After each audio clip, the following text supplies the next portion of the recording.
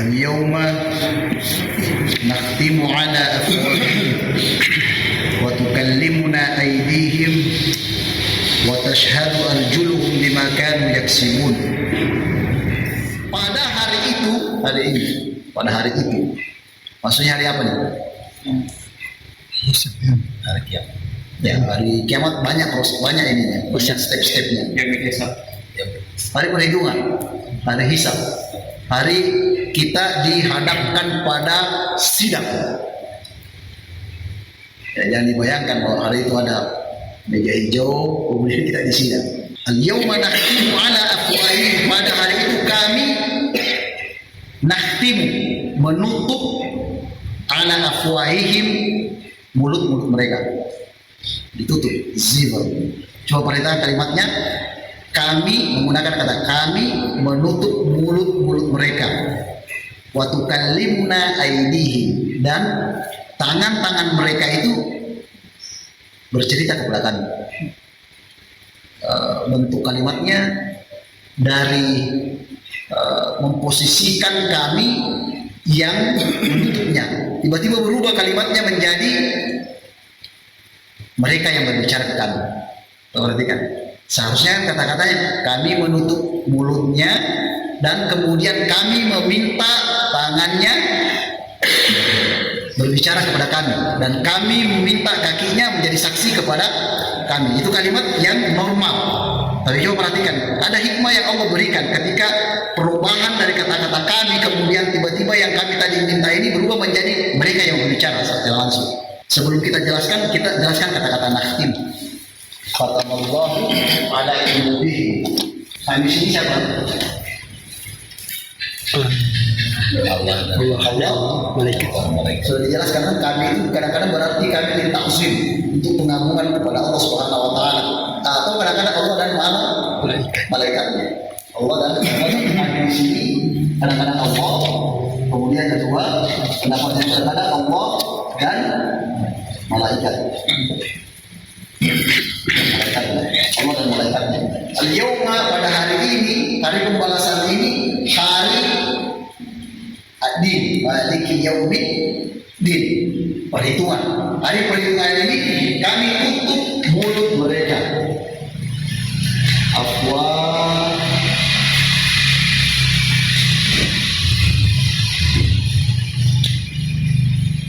Afwah itu. Nah, kalimatnya kami tutup mulut mereka. Kemudian kalimat ini nanti akan berubah. Kalimat ini yang ditutup di sini adalah ini subjeknya, ini kata kerjanya. Kami menutup mulut mereka, kemudian berubah. Wa tukallimuna aydihim. Wa tukallimuna aydihim.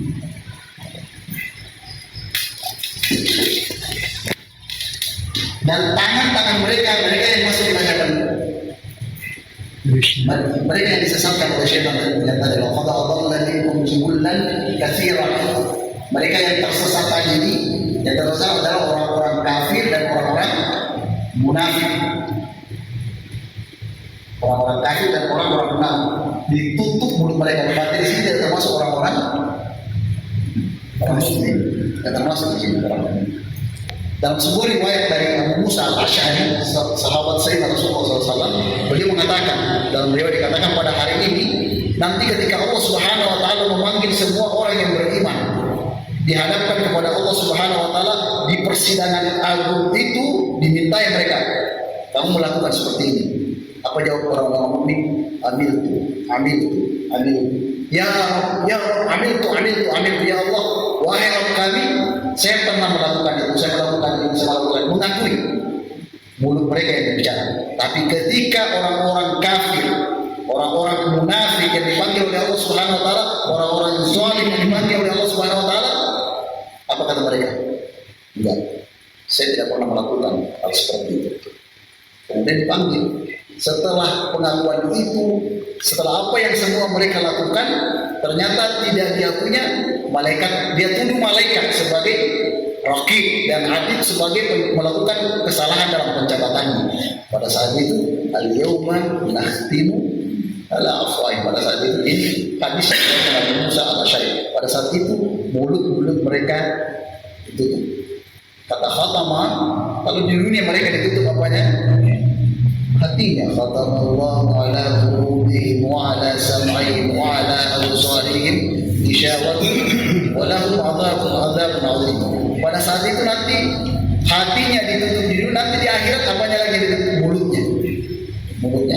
Kalau ada orang yang hatinya ditutup, itu sudah tanda-tanda orang kafir, tanda-tanda orang munafik. Dibilangin ini salah, dari mana sih ambil dalil seperti itu?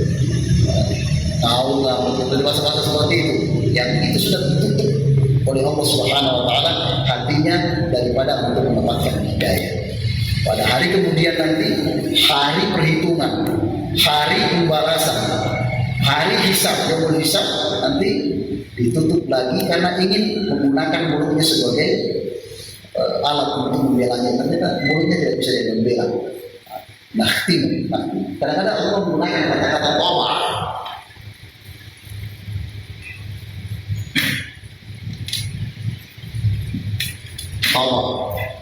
Sama menutup, menjadikan hatinya tidak bisa menerimanya.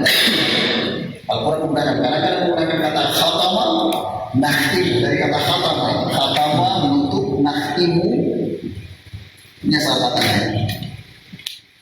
Khatamallahu telah ditutup, dari bentuknya lalu. Kemudian ini namanya past tense, pas. Kemudian nakhtim, asal katanya kata nakhtim. Ini merupakan sosok yang menutupnya. Kata merupakan kata kerjaan. Hari ini kami tutup mulut mereka. Dan maksudnya mereka di sini adalah orang-orang jumlah kathir, orang-orang yang disesatkan oleh syaitan. Itu yang mereka yang ditutup, bukan orang mukmin. Berdasarkan hadis yang diriwayatkan oleh Abu Musa al-Asy'ari, kita orang-orang mukmin yang beriman kepada Allah, yang penting jangan ada di hati kita kemunafikan, insya Allah tidak bisa bersaksi dengan mulut kita. Bahkan kita mengambil ketika ditanya oleh Allah Subhanahu Wa Taala. Nah, yang unik di sini adalah perubahan dari kata kami menjadi tiba-tiba yang tadinya subjek menjadi berbicara kepada kami, kan seperti ini. Waktu kalimuna aydihim. Berarti tidak ada perintah di sini sebenarnya. Tidak ada, Allah tidak mengatakan kalim. Allah tidak mengatakan coba bicara kamu tangan. Benar enggak? Tapi waktu kalimuna, tangan itu secara spontan, secara tidak disuruh langsung berbicara. Artinya itu merupakan otomatis. Allah yang memberikan kita semua apa yang ada kita miliki sekarang, jawarih, punya tangan, punya mata, punya telinga, punya hidung, punya semua, alhamdulillah. Itu juga nanti yang menjadi pelapor, tidak diminta karena semuanya punya tanggung jawab. Allah memberikan kita perlengkapan yang ada yang kita miliki, itu merupakan saksi. Itu merupakan hal-hal yang nanti memberikan penjelasan kepada Allah. Saya pernah dibawa ke sini, saya pernah dibawa ke situ, saya pernah seperti itu. Itu hikmahnya kenapa Allah tidak memberikan, karena memang sudah disetting bahwa nanti semua yang ada dalam anggota tubuh kita ini menjadi saksi. Ini yang akan bohong semuanya nanti. Mulut ditutup karena mulut ini suka bohong. Kadang-kadang hari ini satu, besoknya dua. Hari ini dua, besoknya satu, lima. Lidah tak bertulang katanya. Nah, pada hari itu coba perhatikan kata talimuna aydihim wa tashhadu, tangan-tangan kita ini yang nantinya akan berbicara dan menceritakan saya melakukan ini, saya mengambil haknya orang, saya mencuri, saya memegang yang bukan hak saya menyentuh yang bukan hak saya. Tangan kita yang sebenarnya tidak dijelaskan dalam hadis bahwa bagaimana cara ngomongnya nanti. Tapi ketika di Sayyidina Rasulullah SAW ditanya dalam sebuah hadis dikatakan bahwa tangan kaki yang paling pertama yang akan memberikan kesaksian nanti adalah rijlul yusra, kaki kiri yang akan memberikan kesaksian. Ada tangan memberikan tukallimuna, kata-kata kallimuna. Kalimuna artinya tangan ini mampu berbicara. Tidak disebutkan dalam hadis bahwa bagaimana berbicara, apakah memberikan isyarat atau memberikan berbicara dengan seperti yang kita sekarang ini. Tapi guru kita Imam Syafi'i, Allah yarhamhu, beliau mengatakan seperti ini, bahwa lidah yang diciptakan oleh Allah Subhanahu wa taala terdiri dari daging dengan darah. Kalau Allah menghendaki tangan kita juga bisa berbicara sama seperti mulut. Tidak ada yang mustahil bagi Allah Subhanahu wa taala. Ini yang disampaikan oleh guru kita Muhammad Sya'rawi Mutawalli dalam tafsir beliau. Allah yarhamhu, beliau sudah meninggal pada guru kami. Masya Allah, beliau seorang alim. Itu yang disampaikan beliau. Untuk kali ini ada tangan kita ini yang akan berbicara. Ngomongin semua perilaku kita selama 63 tahun. Bisa dibayangkan. Tangan kita yang memberikan kesaksian kepada Allah, memberikan laporan, memberikan semuanya. Dan tangan kita tiap hari mungkin pencet-pencet HP, melihat bukan yang hak kita, melihat men-share hal-hal yang menyesatkan dan segala macamnya. Itu nanti yang berbicara sendiri. Sekarang bukan mulut kita, itu mulut kita, tangan yang menceritakan. Saya pernah men-share berita-berita hoax, saya pernah men-share berita-berita yang menyesatkan orang, saya pernah men-share berita-berita yang membuli orang, saya pernah seperti itu. Mulut kita ditutup, tangan kita. Wa tashhadu al-judi. Jadi hikmah kenapa perubahan isu, perubahan kami kemudian tiba-tiba subjeknya yang memberi keterangan sendiri. Hikmahnya adalah bahwa Allah menciptakan semua perlengkapan tubuh kita, menciptakan semua anggota tubuh kita itu sekaligus menjadi saksi, itu sekaligus menjadi perekam bahwa saya pernah melakukan seperti ini. Sama seperti sekarang, kalau kita ingin punya hewan, misalnya punya ikan, kemudian kita mau tahu ikan ini nanti besarnya itu, kita tanamkan chips dalam ikan itu, dia kemana-mana kita tahu, bisa kontrol orang seperti itu. Allah ini merupakan kontrol semua. Baik, hikmah di sini adalah bagaimana kita menyadari bahwa semua yang kita lakukan ada kontrolingnya, semua yang kita lakukan ada saksinya, semua yang kita lakukan semuanya punya pertanggungjawaban. Mata kita tanggung jawab, ada tanggung jawabnya. Ketika ulama kita ditanya kenapa yang dicatat di sini tangan dengan kaki, karena ini merupakan sumber daripada kegiatan kita, sumber daripada aksi kita. Anggota tubuh kita ini merupakan saksi yang diberikan oleh Allah SWT. Dia sebagai pelengkap tubuh kita sekaligus menjadi alat pendeteksi, sekaligus menjadi itu yang diinginkan oleh Allah SWT dari ayat ini. Tuqallimuna aydihim wa tashhadu arjuluhum bima kanu yaksibun. Terhadap apa yang mereka yaksibun, apa yang yaksibun? Kata-kata yaksibun terhadap apa yang mereka telah lakukan, apa yang mereka lakukan. Kadang-kadang kita mendapatkan ada kata-kata itu dari kasabah. Kalau dia ditambah iktasabah,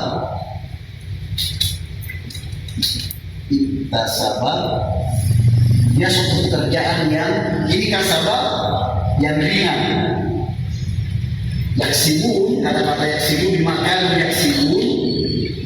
Nanti akan kita ketemu kira-kira apa maksudnya Allah menggunakan kata-kata yaksibun di sini. Ini asal katanya kasabah. Artinya ketika kita menjumpai kata-kata kasab dalam Al-Quran, itu menjadikan sesuatu usaha yang kita lakukan sudah biasa. Misalkan kasbul mal, mencari harta, memperoleh harta, itu menggunakan kata-kata kasbul. Tapi kalau kata-kata iktasaba itu sesuatu yang sulit.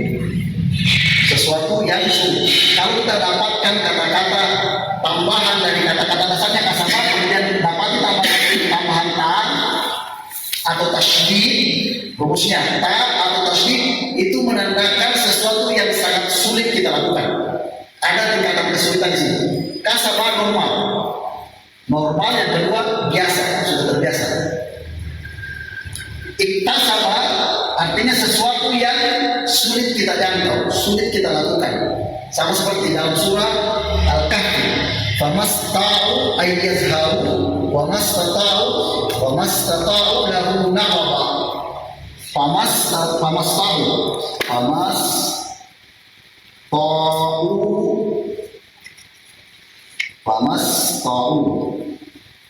ayyazharu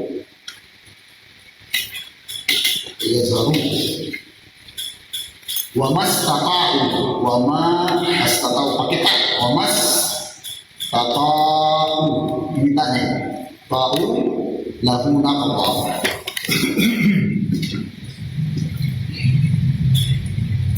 Ini terkait dengan Ya'juj wa Ma'juj. Wa mastata'u ayyazharu, tidak mungkin Ya'juj menaiki benteng yang dibangun oleh Zulkarnain. Kemudian wa mastata'u lahu naqaba, juga tidak mungkin dia mampu untuk menggali benteng tersebut. Mana yang lebih gampang? Naik ke benteng kemudian menggali. Lebih susah mana? Manjat atau menggalinya? Menggalinya kan?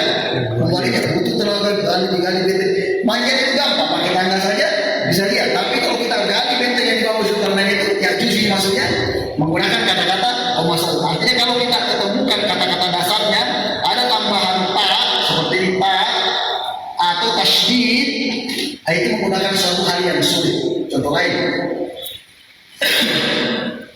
dimakan yang ribut terhadap apa yang mereka dustakan. Yang ribut dari kata-kata apa? Terus kita temukan dalam riwayat Hafsah mengatakan dimakan yang ribut. Tapi kalau kita menuruti atau mengikuti bacaan Warsh, dimakan bukan ribut terhadap apa yang mereka dustakan. Yang ribut artinya dustanya masih level biasa. Dia nggak profesional dalam berdusta. Tapi kalau menggunakan kata-kata yukat ribut, itu udah profesional. Nah, sekarang kita pindah kata-kata kasabah, itu kasabah. Artinya kasabah itu tadi gampang. Gampang. Berarti dimakan yaksimun terhadap apa yang telah mereka lakukan di bumi yang sudah menjadi kebiasaan mereka. Itu maksudnya. Biasanya berdusta, kebiasaannya membuli, kebiasaannya mempropaganda, itu menjadi suatu hal yang sifatnya profesional. Itu profesi. Dia sudah menjadi profesi, setiap hari dia kerja. Bikin artikel panjang-panjang, kemudian mendistrikta uang.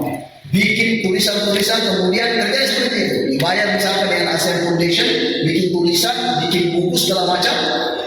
Kemudian apa yang terjadi? Menyesatkan umat. Islam liberal, Islam kapital, Islam bikin buku besar-besar, dibayar sama organisasi itu menjadi sudah profesi. Nah, itu mengatakan dimakan yang sibuk. Jadi sudah menjadi kebiasaan. Karena sudah menjadi kebiasaan, seakan-akan tidak paham bahwa ini ada dosa atau bukan, ini merusak atau tidak. Karena sudah menjadi kebiasaan, enjoy dia dengan apa yang dilakukan. Contoh lain misalkan, bapak-bapak kalau misalkan duduk di rumah, punya anak perempuan, punya istri yang sudah pada dewasa misalkan. Kalau kita lihat di rumah ini, kita lihat anak istri kita, wajahnya, melihatnya itu biasa. Biasa kan melihatnya, nggak ada rasa malu, nggak harus curi-curi pandang. Tapi kalau kita berada di rumah orang, kemudian di rumah itu banyak orang-orang yang bukan mahram kita, mau melirik saja itu susah. Menggunakan kata-kata yang sulit. Tapi ketika itu menjadi suatu kebiasaan, mata kita jelalatan ketika melihat orang cantik, mata ibu-ibu jelalatan ketika melihat orang-orang ganteng.